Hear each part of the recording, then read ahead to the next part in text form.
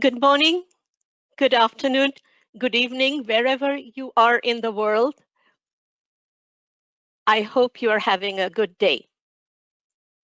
Today, we are here together to welcome you to the Rising to the Top, Elevating the Next Generation of Women Engineering Leaders webinar, organized by International Federation of Engineering Education Societies, or IFEES, and the Global Engineering Deans Council, or GEDC.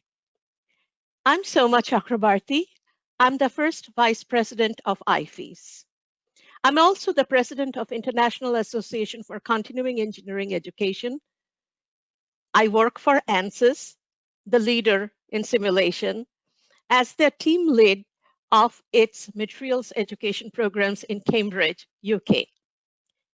Together with Dawn Bonfield, Royal Academy of Engineering Visiting Professor of Inclusive Engineering at Aston University, I will be moderating this webinar, which brings together 7 authors of the book, Rising to the Top, 5 authors as speakers, and 2 of us as the moderators. The 5 speakers, distinguished global women engineering leaders from Australia, India, Malaysia, Sudan, and the United States of America, will share their journeys to professional success. Dawn and I will introduce these speakers before they speak. We will also ask them some questions after they share their journeys. And at the end, we have time when you ask your questions. Please write your questions in the question box, and we will try our best to accommodate it within our time.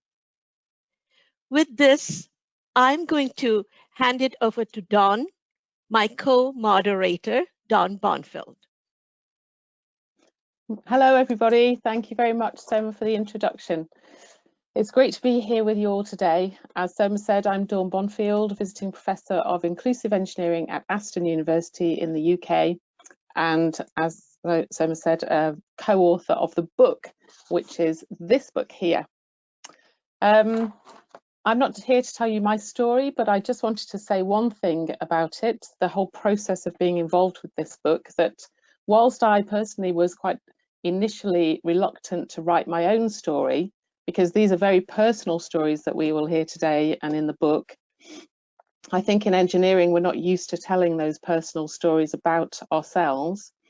Once Hans Hoyer had actually persuaded me to do that, I was absolutely amazed by the positive reaction that I had and the messages of support I received from colleagues and from my own family members who told me that they hadn't realised that I felt like that about my career, or those were the barriers that had existed for me. So I think that this type of storytelling is hugely powerful. I've loved reading the stories of our speakers, and each of them is like a mini novel. And I do recommend that you read the stories yourselves afterwards if you can. So I'm really looking forward to actually hearing the stories of the speakers today. So without further delay, I want to introduce the first of the speakers, and I'm delighted to say that we are joined by Professor Ariella Sofer. Professor Sofer grew up in Israel and is currently Associate Dean in the Wolgenau School of Engineering, and previously for 16 years was Chair of the Systems Engineering and Operations Research Department at George Mason University in the United States. She specialises in linear and non-linear optimization and is the author of a book with that title, and she has worked on a number of projects including airport design and satellite imaging. She's a fascinating story to tell, and we look forward to hearing some of it now. Professor Sofer. Thank you, Dawn and Soma. I'm deeply honored to be included here among the highly accomplished women on this panel today. The title of my chapter is Feeling Grateful. Feeling grateful in part because growing up in a secular family in Haifa, Israel, I never encountered the stereotype that women are not supposed to do math, physics, or engineering. Women, for example, were required to serve in the military, just as men. We had a female Prime Minister, Golda Meir, elected way back in 1969. I'm grateful also because given my family history, my own journey seems like a stroll in the park. When Hitler invaded Poland in 1939, my mother and her sisters, all young teenagers, escaped together with their mother from the west of Poland to the east. They were captured by the Soviets and sent to a work camp in Siberia, where they worked under brutal conditions. After enduring a 5-year ordeal in which they encountered starvation, lice, typhus, and anti-Semitism, they finally made their way to Tel Aviv. During this time, they did not have a day of school, yet somehow my mother eventually went on to be a successful architect. I didn't even know about my mother's war experiences till I was in my 20s. But from an early age, my mother instilled in her 2 daughters a can-do, nothing is impossible mentality. I'm fortunate also that from an early age, I was very good at math. In high school, I was in constant competition with 4 other boys in who does the best in math and physics. I love the intellectual challenge and the competition, and though it sometimes took hard work, I was determined to beat them, which I did reasonably often. Naturally, I went on to study math in college, but in time realized that my impact would be greater in solving applied problems. I completed my master's and PhD in operations research, and I'm fortunate to have had a wonderful career in this field. I don't consider myself a born leader. Although I was friendly and fun-loving as a young girl, I was also quite shy and introspective. At the age of 16, however, I decided to transform myself into a more extroverted version of myself, just to be noticed by the boys. To this day, I hover on the boundary between introversion and extroversion. And this ability to flip back and forth has hopefully or possibly helped me as a leader. I gained many valuable lessons in leadership through my 2-year military service. After going through basic training and officer training, I was assigned to a naval base in Haifa as a math and physics instructor, primarily to naval cadets. I was one of only 2 female instructors in the Naval Command School. All the other instructors and the cadets were men.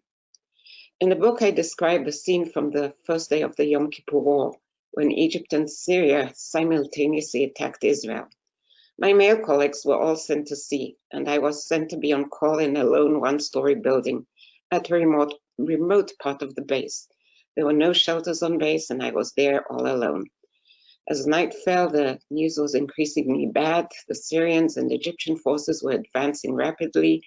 Missiles had just fallen 30 kilometers from our base. The whole country was in blackout, and it was pitch dark. Airplanes were flying low, not below, above, but but I couldn't tell whether they were our forces or theirs. The occasional sirens blasted.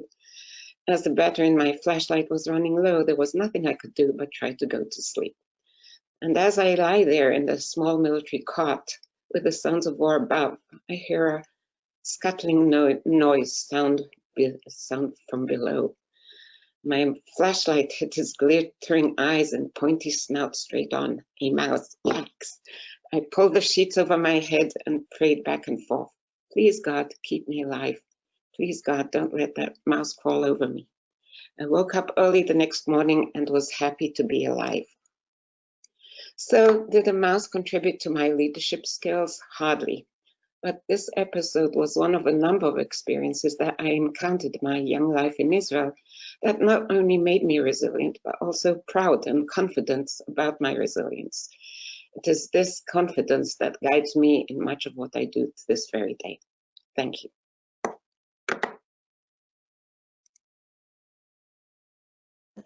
Thank you very much. That was a fabulous reading from your story, and I'm really pleased you read out that part, because that was the part that really did strike me as being very moving. So I have a question for you now. It's quite long.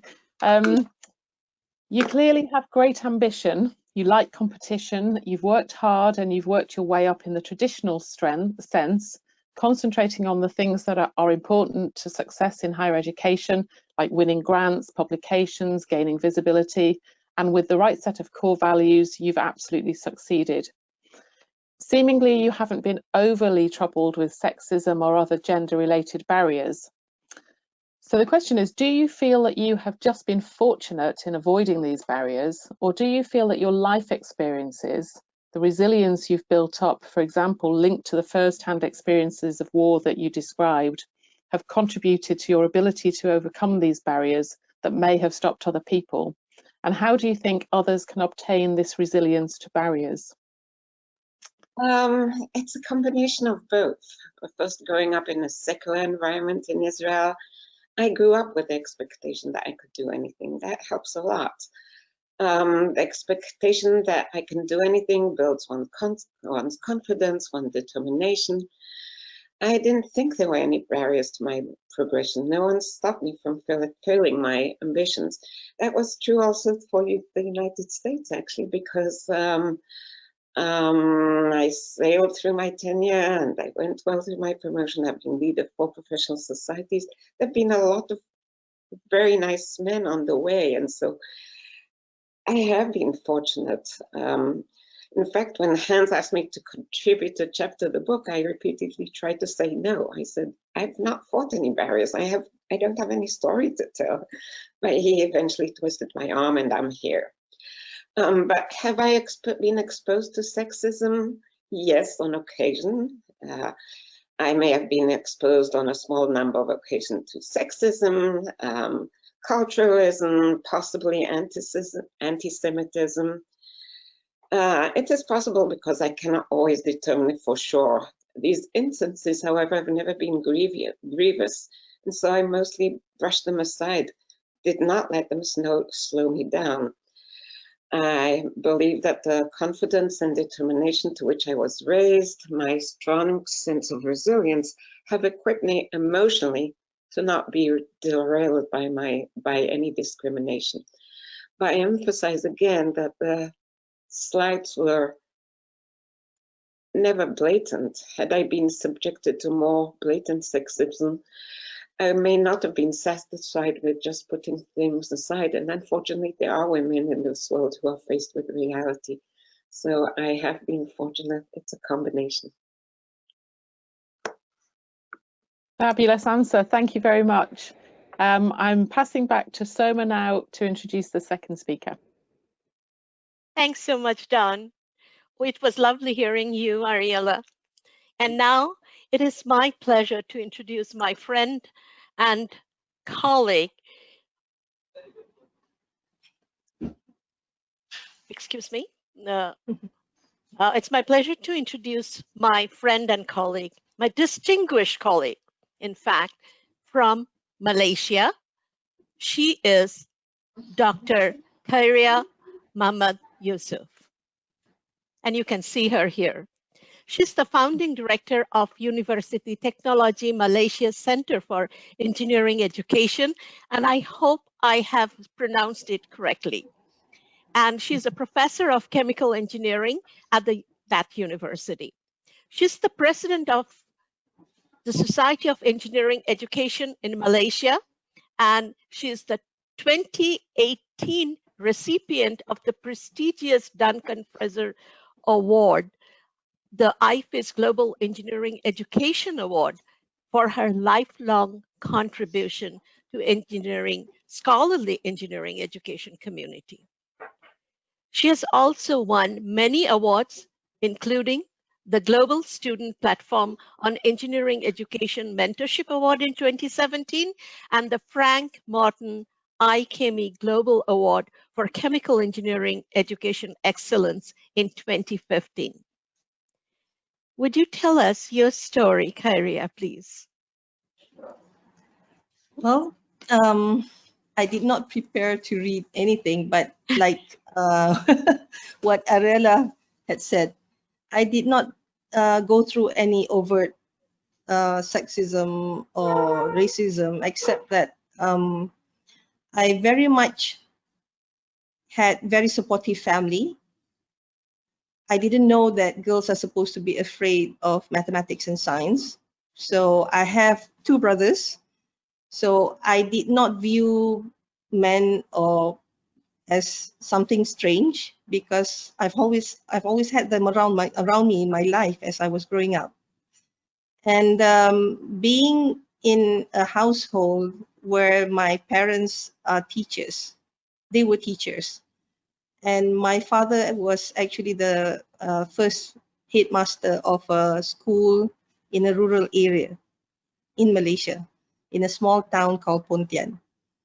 He was actually very innovative, and my parents were instrumental in trying to attract girls to be in school. And they even, they even had hostels for girls, both girls and boys. And I followed them when they visited the girls' parents, just to give the parents confidence to keep their children in school. So, their efforts in helping the community and through their hard work in making a difference in other people's lives is really, it's really an inspiration for me. And so when I completed my studies, I decided that, the academic life is for me. So, the pool was just too great. So even though after that I went for my master's, for my PhD, and so I decided, I gravitated towards being an educator. So that's how I got here. Wonderful, wonderful. Thank you so much, Tyria. Before I ask the question to you, I have to share something, and I didn't write it. I'll forward the email. When I announced that I will be co-moderating this session, this webinar session, to my colleagues at the education team here in ANSYS Granta, one of my colleagues, Dr. Nicholas Martin, said he had met you once in some conference, and he kept on writing how wonderful you are, how amazing you are, and what you have done for the students and for engineering education. So I don't know where you met, in Malaysia or elsewhere, but it was amazing to read, and I couldn't help but share it with you and everyone here before I move on to my question. So my question is, you said that in your book, in your article here in the chapter in the book, that your journey in engineering education has 4 phases. And the last phase being the leadership and transformation. You have been very well known as a leader, a woman engineering leader in the global arena, especially in engineering education. In this 4th phase, the leadership in transformation, Tyria, what have you learned that you can tell to the young women engineers of today, what they can learn from you as they move on with their lives? Well, I didn't plan on becoming a leader. I guess the path, when you see there is a need, and I feel that when God has given you this certain ability, you have to use it to the best to help others. So this is how, I ended up where I am, I guess. But the earlier 3 phases that I had gone through really determined, the need for it and the push to go into leadership, because I think not everybody wants to take the leadership role. It's not easy, and you have to invest a lot in other people and not really just look at yourself. It's easier to just work on your own and take care of your own family. But, through the first 3 phases, the first phase of me discovering engineering education and how important it is. In the second phase, how I learned at a deeper level and how I wanted to innovate and be able to implement it in my own condition, in my own culture, in my own institution. And finally, in the third phase, how, I was really pushed into doing more rigorous research at a scholarly level, disseminating it through not just publishing, but also to training others and mentoring and coaching other faculty members. All these 3 phases really naturally lead me on to holding that leadership position, because otherwise I don't know who would want to lead engineering education in Malaysia, because at that time it was not that famous. Of course, there's the accreditation aspect, but then I'm more interested in the scholarly aspect, in doing it in a from the research aspect, from the scholarly manner, looking at the principles.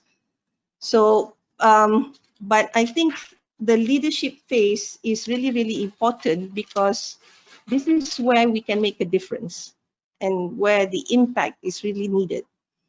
And for me, it's really important for us as educators to realize that good teaching should not be confined within the four walls of our classroom, because it can actually grow, in fact, worldwide. And I didn't know this when I started, but then because of the earlier mentors that I had, who asked me to write about it, to speak about it, then it sort of, took on a life of its own and grew and grew. But because of that, it's, for me, it's really important in taking up the leadership role for us to really understand who we are. Yeah. Now, I have come to understand that I'm actually an introvert, because I get my energy when I'm alone. I have to refresh myself by being alone. And when I'm around people, it takes a lot of energy for me. It's really, really draining. So it has not been easy for me to step into this leadership role. But, getting to know myself, getting to know our own identity, the values that I have, of what are the boundaries, what are those that are acceptable, what is not acceptable, and what are the standards that I hold, and what are my aims, what are my, getting to know my aims, my mission, what I want to contribute in. So that is really very important, which really requires me to step into that leadership role. So I would really like to encourage our young engineers to think about the possibility of taking up leadership, because I think there's a huge need for leadership now, and we need smart people to become leaders.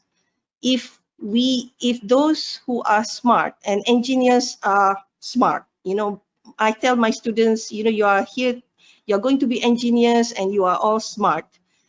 If we leave the work of leadership to somebody else who cannot think, can you imagine what happened to the world? And it's already happening now. So, and it's also important for us to create meaning for ourselves, because having an identity will enable us to create meaning, not only for ourselves, but see what are the meaning for other people who we are working with, and also with our stakeholders. What's the impact that is happening to others? Because, in my case, for example, when I wanted to use problem-based learning in my class, it's not just only about innovating and doing it for the sake of innovation, because it is really, really consistent with who I am and with my mission to help my students be the best engineers they can be. So it's totally consistent with what I wanted to do, and that is the meaning that I managed to get out of that effort, which is why, even though it's a lot of work, I find it really satisfying. And I think it's important for our young engineers to really see the meaning behind what they're doing, to chart their path. Okay, thank you so much, Tyria. We'll come back to you with a question later on, which I have seen, but now I am going to move it over to Dawn, I think, who will have a question for another speaker. Thank you very much. So our next speaker, I'm really happy to say, is Dr. Archana Mantri. Dr. Mantri is the Vice Chancellor at Chitkara University in India. She has a PhD in electronics and communication engineering and is an expert in using immersive technology to blend and develop new approaches to teaching and learning. And no doubt her experience has proven to be of immense value over the past few months during the COVID pandemic. Dr. Mantri, please tell us your story. Thank you, Dawn. Pleased to be on this panel. But I want to share my life has been full of surprises. And when I look back, I really wonder, did all that happen to me? Nothing was planned, but perhaps was destined. For example, I hated maths all through the primary school, but opted for maths as a major in high school. Then appeared for engineering entrance test out of the blue and passed it too. Walked into an engineering class knowing little that I would have a crush on engineering as a career choice. I found myself sitting with 60 students studying engineering with only a handful of girls. And finally, taking up a corporate job, coming from a family in a city, in a country, and at a time when only a few women would dare to do so. Being a woman in a patriarchal society and then rising to a leadership position in STEM had its set of obstacles, Dawn, I will admit it. But fortunately, I was able to overcome them thanks to the unrelenting support of family and mentors. I wonder, why should this be the story of only a few women like me? Countless women could have achieved the same if only they had more belief in themselves. And a few days back, somebody asked me, can self-belief be taught? I would say it can be nurtured, if not taught. It is the parents and teachers in one's formative years and the mentors in later years of professional life who can instill self-belief in an individual. And I was fortunate to taste a perfect blend of both. My parents went the extra mile to support me by letting me take my own decisions, and my mentors went on to challenge me and encouraged me to realize my true potential. To me, my life appears to be a fascinating combination of chances and choices. My upbringing in an environment filled with love, compassion, respect, and equal opportunities gave me the strength to align those choices with favorable chances. But that was for the most part. And I'm intended here to share a very interesting incident.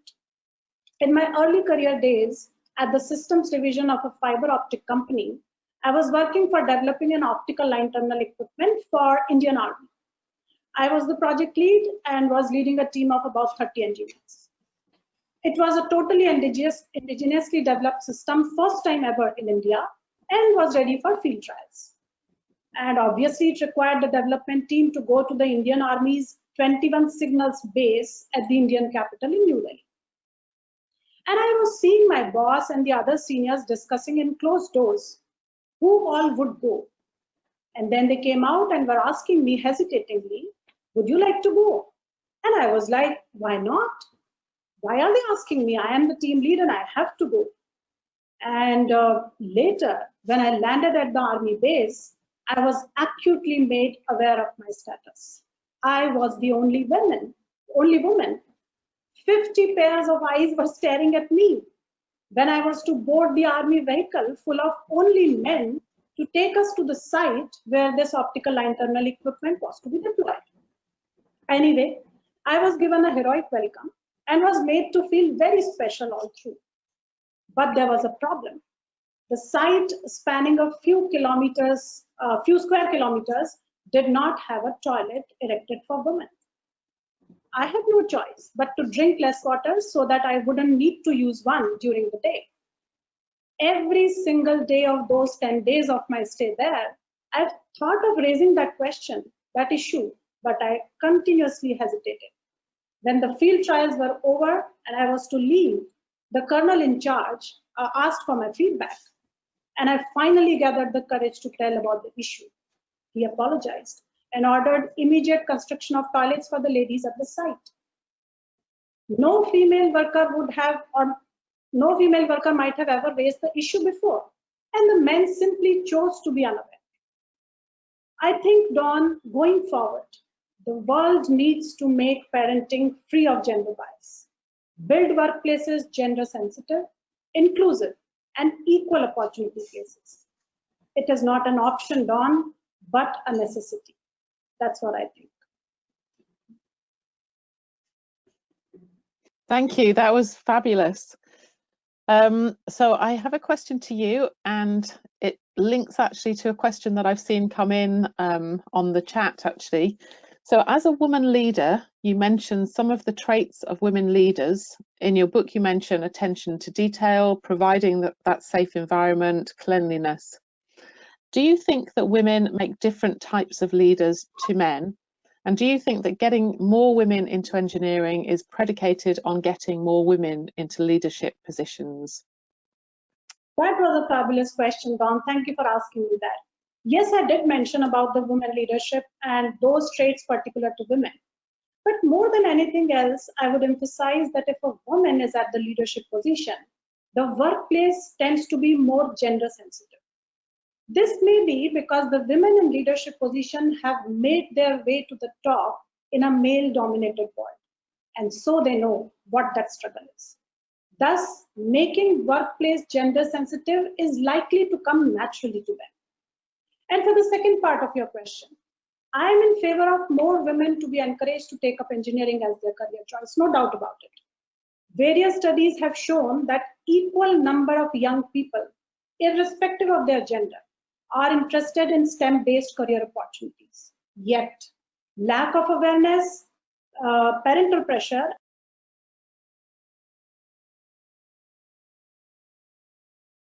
Hello, everyone. Soma Chakrabarti again.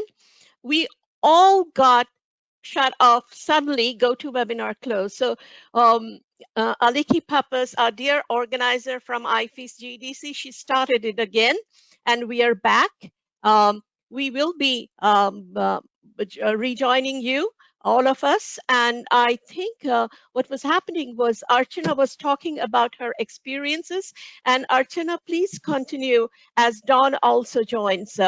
And you were talking that when the equal number of people are in, if they're in the class, then what happens is that that's the best way to do it. And actually equal number of women and men, they want to be in STEM positions, STEM classes, but they cannot be because of the family concerns, or they don't get encouragement.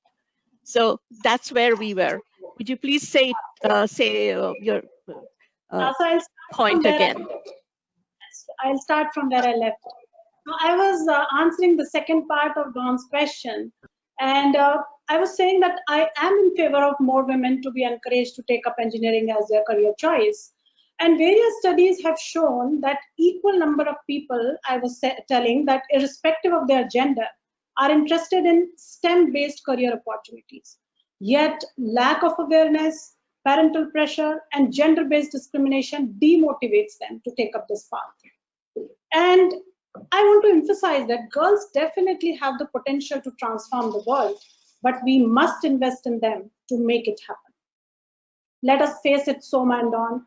UNICEF has recently reported that 1 in 4 girls aged 15 to 19 globally were not in school. I'll repeat, 1 in 4 girls were not in school, in training, or in jobs, compared to 1 in 10 boys, even before the pandemic.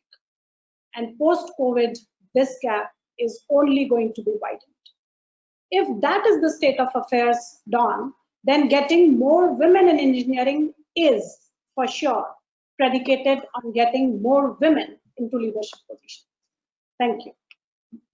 Thank you so much. Thank you, Archana. I just want to say, kind of off the cuff really, that we've got such an amazing platform of women leaders here, and we've got a really, really important job to do collectively in getting more girls into education, women choosing STEM and engineering careers. And maybe we should use this platform from here to do something globally around this issue that we face all over the world. So yeah, I'm really encouraged to hear you say that, and we have made these links now. We have a great network that we can hopefully make use of to do something around this particular problem that doesn't seem to be getting much better very quickly. So back to you, Soma. I think hopefully we're all back online. I hope so. I got really scared when it suddenly shut off. So thank you so much, Archana, and thank you, Dawn. And now I have the distinct pleasure and the honor of introducing a very distinguished woman whose life story inspired us to think of a book filled with such stories. And she is none other than Dr. Tagwa Ahmed Musa from Sudan. And she's the one why we embarked on the journey to have this book, Rising to the Top. We all read her story. Some of us read her story. And then we thought that it will be wonderful to have a book filled with such stories. But your story was the first inspiration, Tagwa.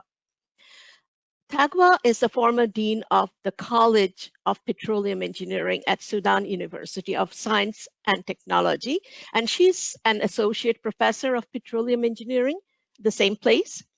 She's the first Sudanese woman to receive a PhD in petroleum engineering, and she's the recipient of the 2017 Women in Industry and Academia Award from the Industrial Engineering and Operations Management Society. She also received, among many other accolades, the 2019 Society of Petroleum Engineers Middle East and North Africa Region Service Award. So Tagwa, tell us your story, please.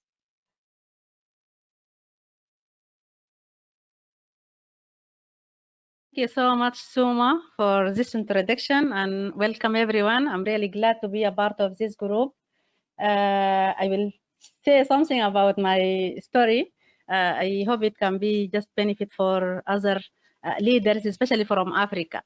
I grew in a small and poor village in Sudan, in Jazeera State. My father was a farmer. Number 5 among 8 children in my family. My mother cannot read or write, but my father can read and write, even he didn't went to the school.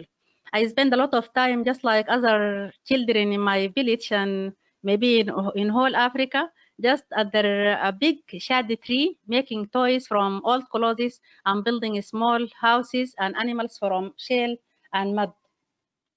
I really loved my father. I always just used to follow him to every place he want to go. But unfortunately, my father passed away when I was only 8 years old. But I think his encouraging words and his belief in me are the main foundation for me to be the current today Tagwa. So the education at that time for females in my village and all the rural areas in Sudan and whole Africa, that time in 1970s and 1980s was the lowest priority. They don't care about the girls' education, really. Most of the females get married after they finish the primary school. And at that time, my village, we don't have middle school in my village. So I moved to another village and I stayed with my uncle to study in the middle school. My grade just encouraged my mother to agree for me to go to study, not for marriage, and that is good. At that time, also the high school, only in the cities. You cannot find any high school in the villages. So I moved to a school near to my uncle's village, and I stayed there for 3 years. I just live in the school dorm at that time. So I think this one of the foundation for me to build my responsibility skills. I just stayed for 3 years away from my family. Even my mother would like me to study medicine, and at that time everyone just they look for female. If she can study, she should go in medicine field. But I elected to study petroleum engineering, where I spent 5 years and graduated with first class. I love volunteer work very much, and I started from the university to be a part of so many committees, and until now I am a part of so many international committees and local committees. I received a scholarship for MSCC to study in China, so I spent in China 7 years. I studied Chinese language for 1 year, and after that I did my MSCC and PhD, all of it in petroleum engineering. I married there, and I gave birth to 2 daughters. Many challenges, of course, there are so many challenges to study with 2 babies, but fortunately I finished my study on time without any extension. and I'm really proud of this. We came back to Sudan, and I worked in Sudan University of Science and Technology as assistant professor. After 2 years, I have been assigned as head of the petroleum engineering department, the department where I graduated. And I'm the first woman at that time, the first female to serve in this role after 14 years of establishment of the department.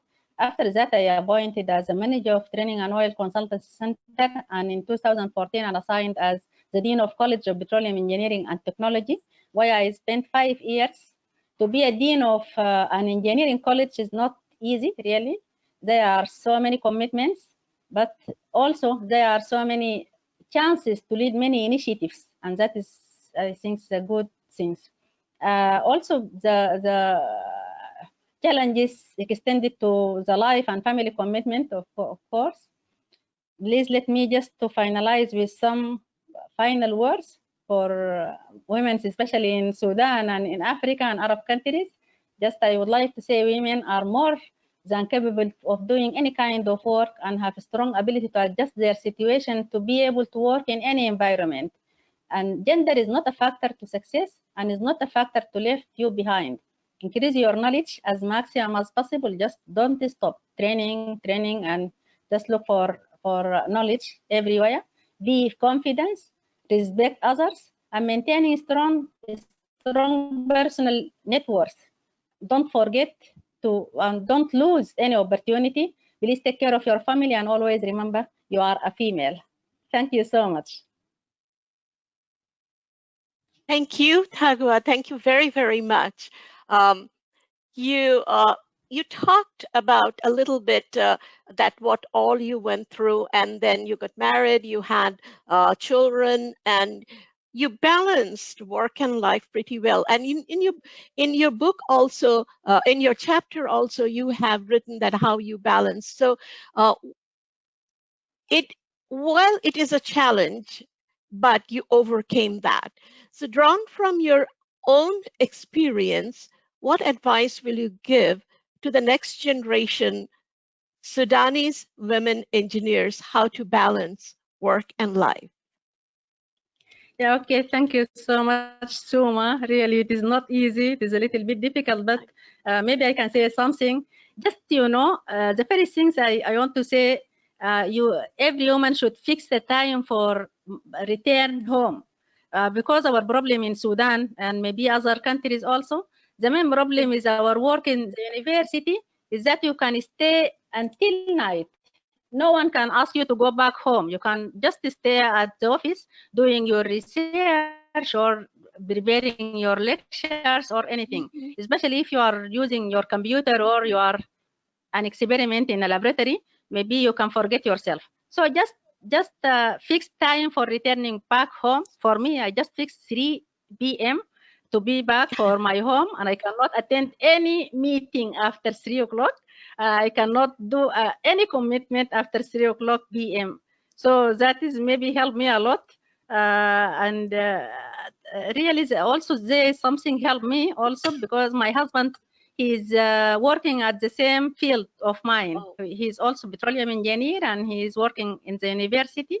So he understands the nature of my work. So after I became the dean of the college, it is a little bit not easy to go back at 3 p.m., but my husband understands this, and my commitment for the past 9 years also helped on that.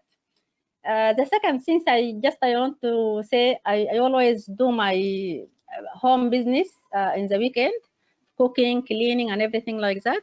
I always try as maximum as possible to finish most of my work at the office. Sometimes it does not work, but I respect my husband and always understand his complaint and deal with his complaint, really. So just let me advise my colleagues and friends who are married to an Eastern man. Your husband is proud of you and love your success. Sometimes he may not explain that, but it does not matter. Just try not to challenge him in your decisions. Try as maximum as possible to let him be the leader of the family. That will help you a lot to have his agreement in every work that needs your temporary absence from your family. Thank you so much. Thank you, Tagua.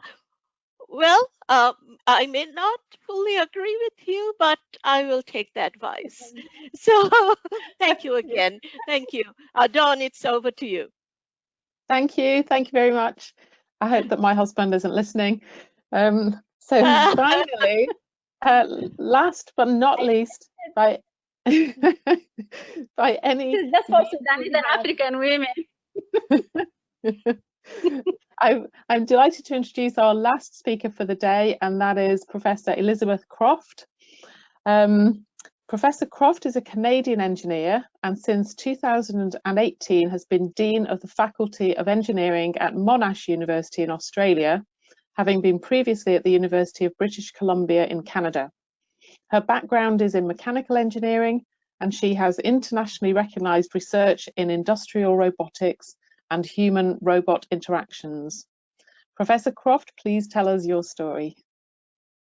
Thank you so much, Dawn, and thank you so much, and thank you all to the group. It's a huge honor to be here, and I'm just delighted to be included in this group of authors on this book. It's a real delight. So my chapter was Engineering Change for Good. After finishing university, I began to work in my first role as a mechanical engineer. I was the only female engineer working in a company in Vancouver that undertook motor vehicle accident investigations, and I was trying my best to fit in with all the guys. I worked alongside them in junkyards and other places, and during my site visits, I would always wear my standard uniform of jeans, t-shirt, runners, and I looked very much like a guy except I had a ponytail. I enjoyed working with them, and they were like my brothers. Then something happened in 1989 that remains painful even to this day. At École Polytechnique in Montreal, 14 women were killed in a mass shooting. 9 female mechanical engineering students were shot in their classroom. 6 of them died. The gunman sent 50 male students out of the classroom before shooting the women. He targeted the women solely for being those women who had chosen to study engineering. When news of the massacre broke, the whole country was horrified. But as a Canadian woman in engineering, and one of a very small number at the time, the event was particularly painful.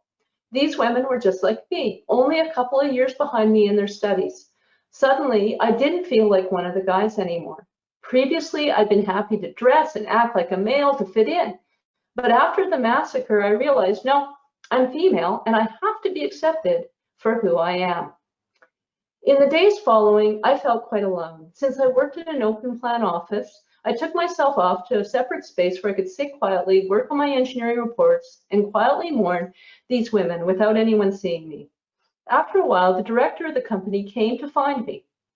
He sat down beside me and he said, I just want you to know that everyone in the company values you and shares the loss you feel.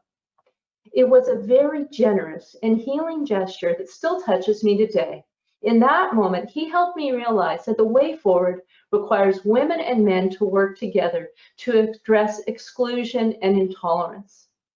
Still, there is very much work to be done. Looking back, I can see that many of my Canadian female engineering colleagues of the time were also dramatically changed by what happened at École Polytechnique. We banded together, we started women in engineering groups, we worked hard to make change in our schools and our workplaces that was systematic and sustainable. As horrific as that shooting was, it became our strengthening scar. Culture change in engineering remains a work in progress, and women are conscious that backlash against gender and diversity initiatives could strike at any time. Sometimes it feels like we're walking in high heels, trying to avoid the landmines. Still, I believe that engineering is a wonderful career choice, and I hope that the perspectives that have been shared today and that have been gained from our careers will be helpful for those who follow.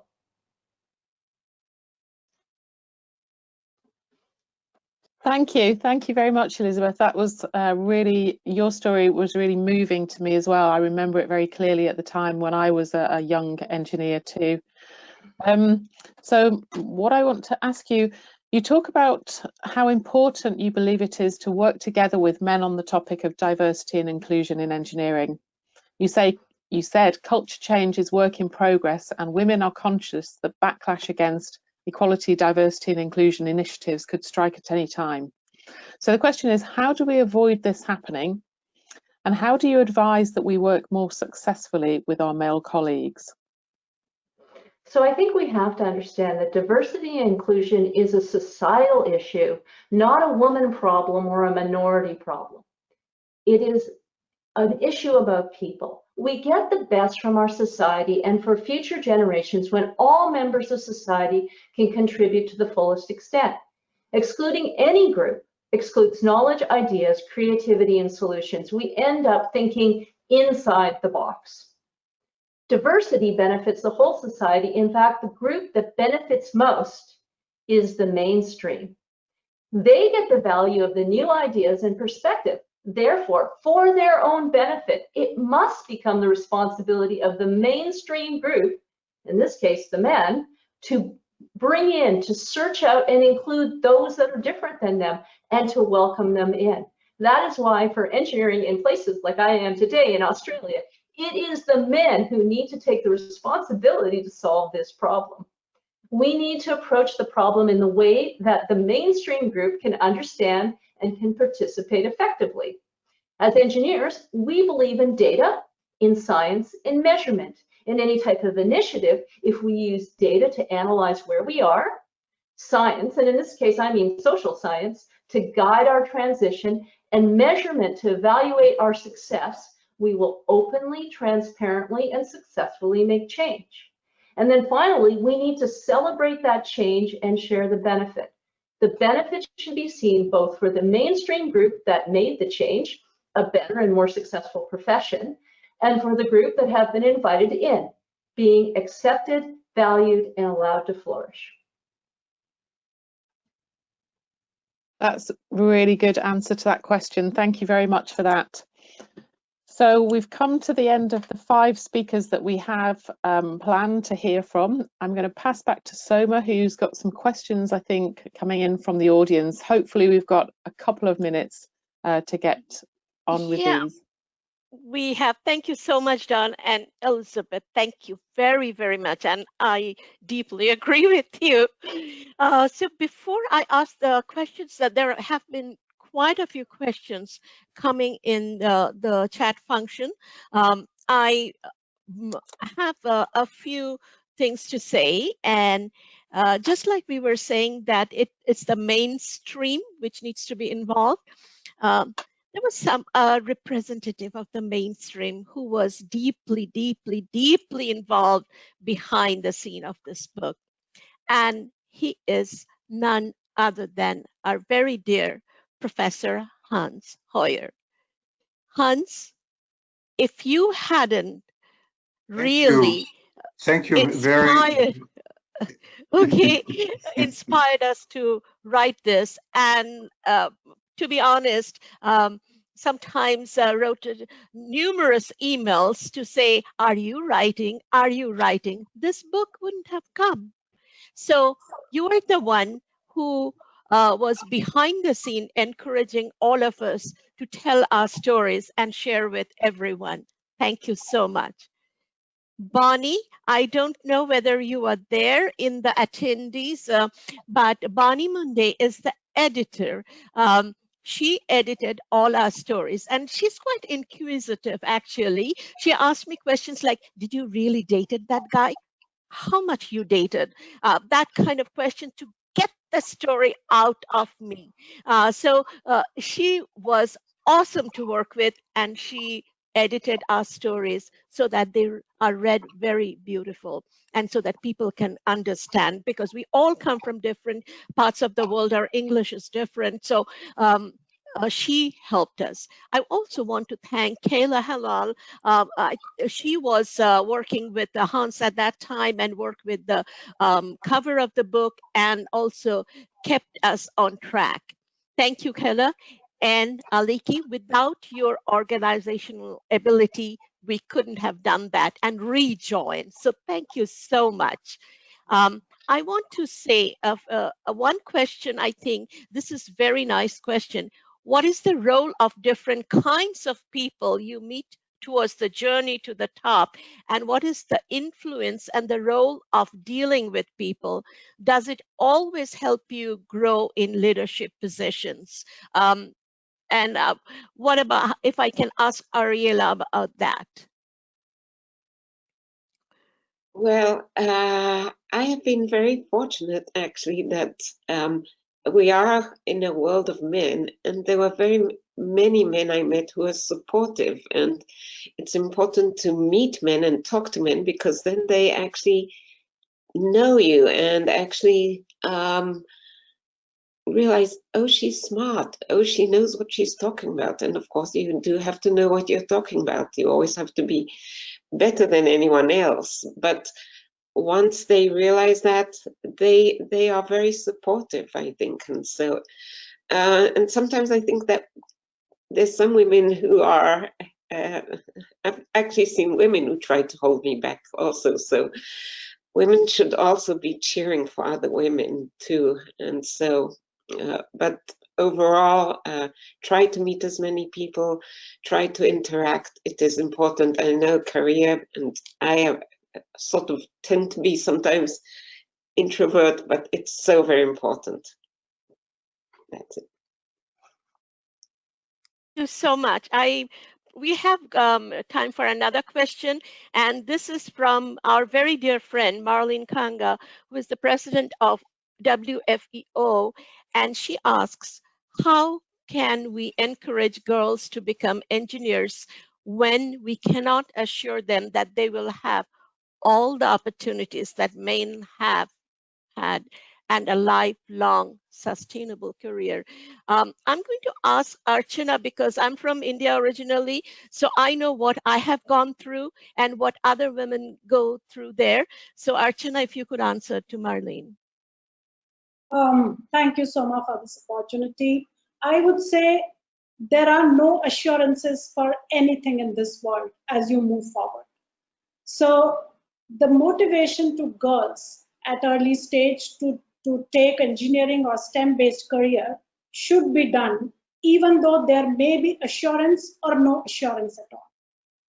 It should be decided by one's own choices. And if you are looking, and my message out there is to everybody, to parents and teachers, and to the society out there, if you are looking at a person, a young person who is wanting to take STEM-based career as a choice, do encourage them. It's irrespective of the gender, not to have any biases towards males or towards men or women or anybody, but they should be encouraged. Because the only thing that I want to say is, because there are no assurances for anything that is going to happen in anybody's life. Right. So why not this too? They should be encouraged. Thank you so much, Archana. Really, really appreciate being in the company for all of you. But I will now pass it to Dawn for say the final words. We are at the almost actually past the top of the hour. So Dawn, Thank you. Final thoughts. Thank you so much. Yes, just exactly that. They're just final thoughts, really. And just to say that I hope we haven't confused you too much by passing between us so often. Just to again repeat and say a huge thank you to all the speakers for today for contributing to this really enjoyable event. I think getting to know each other, just this small number that we've had together, has been really valuable. I think now I have a 7 more phone numbers in my WhatsApp group that I didn't have before, and that easy connection to new people where we can progress these conversations is really valuable. So I've certainly enjoyed it, and I hope you have too. So thank you to everybody. Thank you, Soma, for your work as co-moderator. And again, Hans Saliki, thank you for your behind the scenes work for IFEES, Bonnie and the rest of the editorial team who have put the books together. And thank you all as the audience for joining us today. It's been really good to have you with us. This is the book here. I'm hoping that Aliki will have put the link up in the chat so that you can see where you can read the book and download it. So I do urge you to go and have a look at the stories in more detail. Look out for the 2nd edition when it comes out later on this year. And thank you everyone again. Thank you for joining us. and we hope to see you again at another event. Bye. Thank you. Thank you. Bye-bye. Bye-bye, everybody. Thank you. Bye-bye. Bye-bye. Thank you.